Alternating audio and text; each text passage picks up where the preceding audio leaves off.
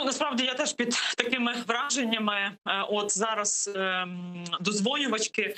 Дуже сумно, що така ситуація викликає сльози. Хотілося б навпаки, щоб, зокрема, телеканал АТR був цим промінчиком надії і посилення для протидії російської, зокрема, пропаганди про те, що Крим не просто Україна, а Крим якомога швидше повернеться назад і не буде російської окупації. Тому хотіла б теж сказати всім, хто зараз нас дивиться, що боротьба триває.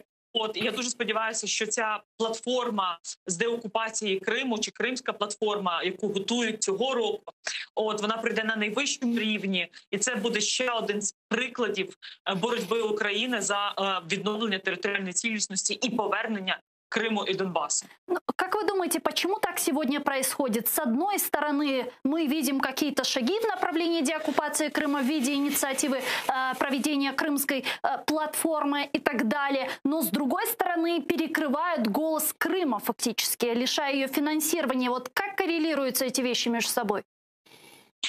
Ну, я думаю, що тут дуже важливо. Я пам'ятаю, у 8-му скликанні в парламенті, коли ми виділяли кошти, здається, 150 мільйонів тоді на функціонування телеканалу АТР. І це була якраз і частина такої інформаційно-просвітницької кампанії і підтримку зв'язку з людьми, які живуть там в окупації, які під постійними репресіями.